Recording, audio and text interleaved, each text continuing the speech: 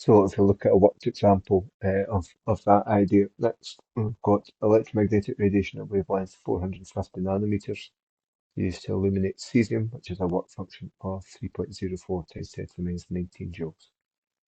Determine the maximum kinetic energy of the photoelectrons released from the surface of the cesium. So first of all, we're given the wavelength, whereas we need the frequency.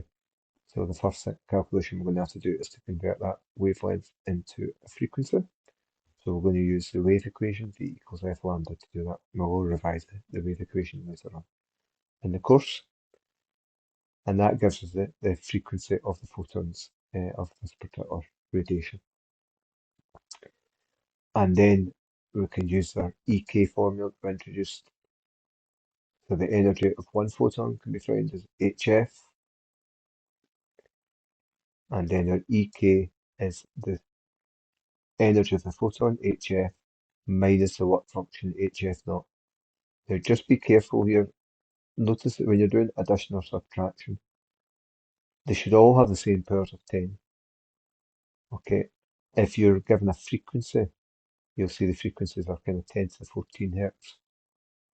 If you subtracted something times 10 to the minus 19 from that, it's going to make no difference whatsoever.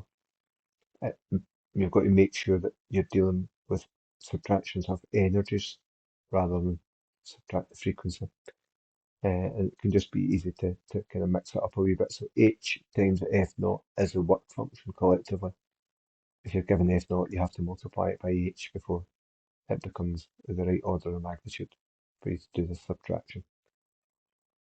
So when we do the subtraction, we get 1.38 times 10 to the minus 19 joules. Calculate the maximum velocity of the photoelectron. Well, we'll take that maximum kinetic energy and plug into a half mv squared. That will give us the maximum velocity.